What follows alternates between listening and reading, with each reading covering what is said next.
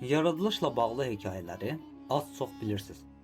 Bu videoda 6000 il bundan əvvəl yaşamış olan Şumer xalqının qeydə aldığı yaradılış hekayəsindən danışacağım. Bu hekayə olduqca uzun olduğundan detallara girməyəcəm.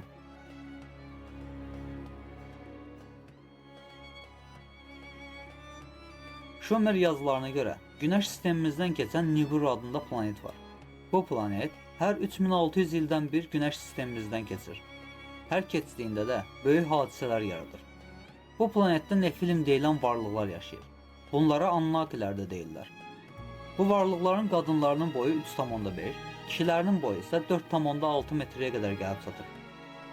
Nefilimlər inkişaf etmiş varlıqlardır. Elmləri bizim indiki elmdən biraz üstündür. Nibiru planetində azon, yəni atmosfer problemi baş verir. Nefilim elmi adamları çarəni planetlərin ətrafına qızıl tozu səpməkdə tapırlar. Bu problem 5 il əvvəl bizdə də baş vermişdi. Planetimizin ətrafına təbaşir tozu atmağı planlaşdırırdılar. Bill Gates də bu layihəyə dəstək vermişdi. Məqsəd günəşin zərərli şüalarından qorunmaq idi.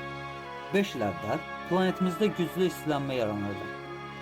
Lakin insanlar bu layihəyə etiraz etdiyi üçün layihə ləğv edildi. Nefilimlərin problemi isə bizimkinin tam əksi idi. Planetləri Günəşdən o qədər uzaqlaşırdı ki, Günəşin işığını və istiliyini planetlərində saxlamaqları üçün qızıl tozlarına ehtiyacları var idi.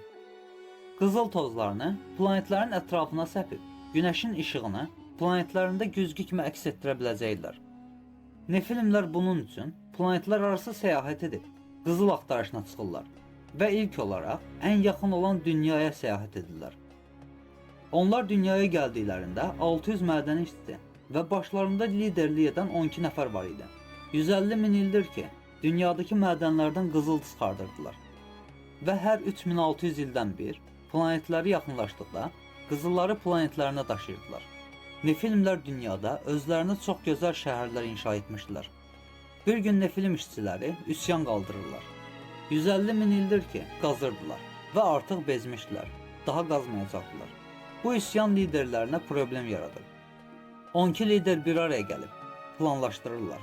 Planları dünyada var olan primatlardan analiz götürərək öz nütfələri ilə qarışdırıb yeni növ canlı yaratmaq idi.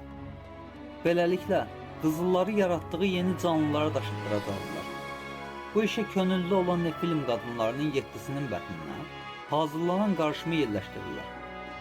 20 min il sonra Nefilim qadınları dünyaya ilk insanları gətirir. İnsanlar Muqitəsi deyilən adada doğulurlar. Amma bu doğulan insanlar sonsuz olurlar, yəni qısır olurlar. 12 liderin ən baş lideri olan Enlil, insanları yaşadığı şəhəri gətirir. Enlilin qardaşı Enki ilə araları pozulur. Enki adının mənası ilandır. Bir gün Adəm və Həvva bağçada gəzirlər. Enki Həvvanın yanına gəlib, ona deyir ki, qardaşım Enlil, sizin bağçadakı ağacdan heç nə yeməyinizi istəmir. Çünki bu ağacın meyvələrindən yesəz, Nefilimlər kimi olacaqsınız. Bunu eşidən Həvva, Adəmin yanına gəlib ağacdakı meyvədən yeməyə onu razı salır. İkisi də ağacdakı meyvədən yeyirlər və uşaqları olur. Enlil bağçada gəzir və Adəmlə Həvvaya səslənir. Onların ağacın arxasından çıxdığını görüb, ağacdakı meyvədən yediklərini anlayır. Enlil buna çox əsəbləşir. Xüsusən də bağçanın ortasındakı ağacdan da yeyə biləcəklərindən qorxur. Çünki bu ağac həyat ağacıdır. Ondan yeyən ölümsüz olur. Enlil yaratdığı insanların ölümsüz olmağını istəmir. Həvva ilə Adəmi bağçadan qovur. Nefilimlər insan yaratmağa davam edir. İnsanlardan ordular qururlar. İnsanlar çoxaldıqca aralarından qısır olanları seçib mədəndə işlədirdilər. Hamilə qala bilənlər isə azad amma nəzarət altında saxlanılırdı. Nefilimlərin dünyaya gəlməkdə tək məqsədləri var idi. Dünyadakı qızılları planetlərinə daşıyıb buradan getmək.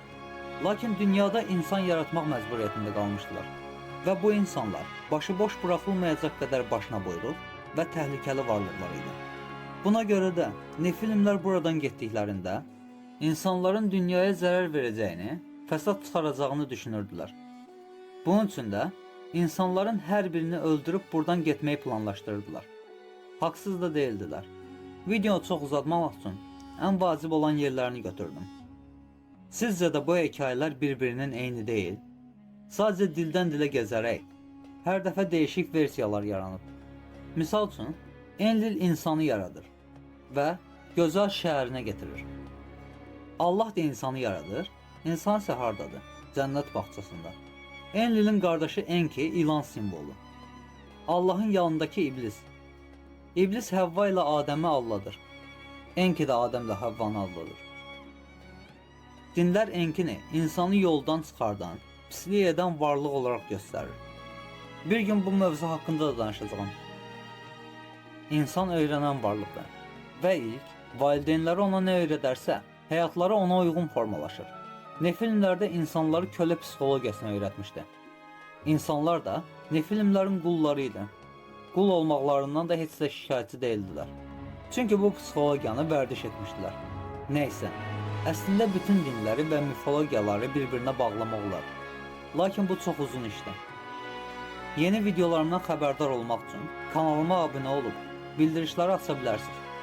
Bu videonu çox insanın görməyi üçünsə bəyənib rey yaza bilərsiniz. İndi isə hələlik.